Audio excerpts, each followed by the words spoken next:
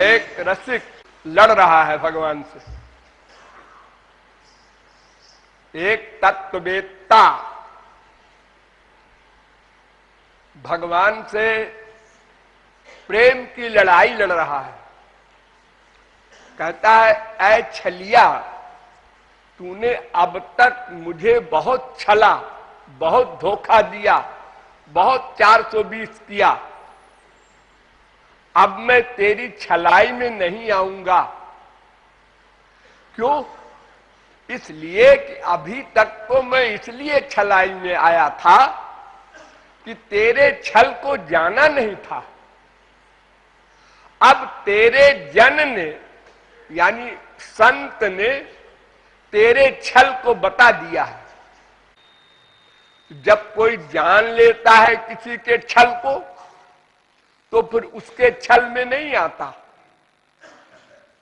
संसार में भी अगर किसी को पता चल जाए कि हमको ठगने आया है ये, तो उसकी ठगाई में फिर नहीं आएगा, होशियार हो जाएगा। ठाकुर जी चुपचाप मुस्कुरा रहे हैं, कुछ बोल नहीं रहे।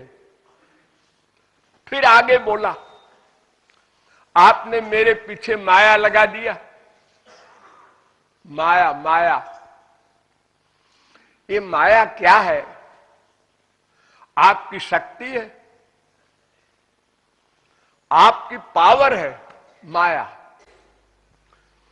तो माया जब आपकी शक्ति है और आप सर्वशक्तिमान हैं और मैं अल्प शक्तिमान हूं, एक तुच्छ जीव हूं, तो आपकी शक्ति के आगे मेरी शक्ति क्या करेगी? मैं माया का खिलौना बन गया,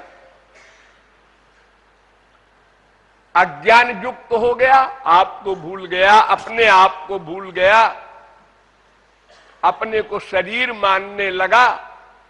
संसार में जो कुछ है सब शरीर के सुख के लिए मान लिया, उसी में आसक्ति हो गई। ये सब गड़बड़ी आपकी माया के कारण हुई। ये माया न लगाया होता आपने तो कोई गड़बड़ी न होती। ये लड़ाई की बात है, वैसे भगवान ने माया लगाया नहीं है। फैक्ट ये है, ये माया जीव में सदा से लगी हुई है, कभी लगाया है ऐसा नहीं है। एक बार माया से कोई मुक्त हो जाए तो फिर माया पुनः कभी नहीं लग सकती। सदा पश्यन्तु सूरयः तद विष्णु परमम पदम। आत्यंतिक माया निवृत्ति होती है सदा के लिए। सूरज के सामने अंधकार जा नहीं सकता, फिर सूरज के ऊपर अंधकार अधिकार कैसे करेगा? इसलिए माया जब भगवान के सामने खड़ी नहीं हो सकती तो भगवान पर अधिकार कैसे करेगी? यानी अगर जीव माया से मुक्त हो गया तो भगवान के बराबर हो गया, प्रकाश स्वरूप हो गया। अब उस पर माया का अधिकार कैसे हो सकता है? इम्पॉसिबल, कभी नहीं हो सकता। तो अगर कभी माया से परे होता जीव और एक दिन माया लगी होती, तब तो फिर बड़ा खतरनाक मामला था माया का।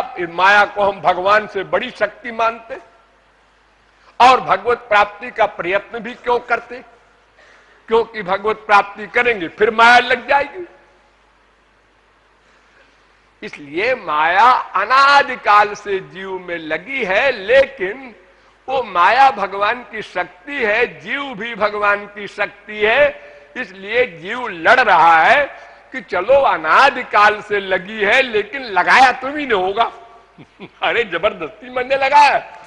लगाया मत बोलो, लगाया का मतलब प्रारंभ और अनादि का मतलब सदा से। तो प्रेम की लड़ाई में सब चलता है। भगवान के ऊपर दोष लगा रहा है कि तुमने हमारे पीछे माया लगा दिया, हम माया तुम्हारी शक्ति है, तुम्हारी नौकरानी है, उसके आगे मेरी क्या चलेगी? 84 लाख में घुमा रही है और तुम हमारी मां हो। संसारी मां की तरह तुमने भी हमको धोखा दिया। लो, संसारी मां को भी लपेट लिया। संसारी मां भी अपने छोटे से बच्चे को धोखा देती है, ऐसे तुमने भी मुझे धोखा दिया, छला, बरगलाया। क्या धोखा देती है संसारी मां? संसारी मां अपने बच्चे के लिए खिलौने लाती है, पैसा खर्च करके, खिलौने, और बच्चे को खिलौना दे देती है, फिर घर का काम करती है। दिन भर बच्चे को कैसे लिए रहेगी? उसको भी अपना काम है, नहाना धोना, खाना पीना, बाल बच्चों का और भी काम है, पति का काम है, सास ससुर का काम है। तो कोई भी स्त्री दिन भर बच्चे को गोद में कैसे लिए रहेगी? तो जब काम करने जाना होता है मां को, तो खिलौने दे देती है बच्चे को। उसको देखता है, कोई मुंह में डालता है, कहीं ची ची पू पू, चट्टू घुनघुना वगैरह, उसी में लग जाता है बच्चा। मां अपना घर का काम करती है। तो तुमने भी हमारे पीछे इतने सारे खिलौने रख दिए कि हम उसी में भूल गए। संसार में खिलौने जो होते हैं हैसियत के अनुसार होते हैं। बड़े बड़े आदमियों के यहां पूरा एक हॉल होता है खिलौने का, लाखों रुपए के खिलौने खिलौने होते हैं। जैसी जिसकी हैसियत हो, छोटे लोग थोड़ा सा खिलौना खरीद पाते हैं बेचारे, बड़े लोग तमाम खिलौना खरीदते हैं अपने बच्चे के लिए। और भगवान सबसे बड़ा है तो उसने बहुत बड़ा खिलौना रख दिया हमारे आगे, अनंत कोटि ब्रह्मांड। ये सारा संसार खिलौना है। और ये खिलौना 5 प्रकार का है, बस कुल जमा टोटल ध्यान दो, 5 प्रकार का। देखने का खिलौना, सुनने का खिलौना, सूंघने का खिलौना, रस लेने का खिलौना और स्पर्श करने का खिलौना।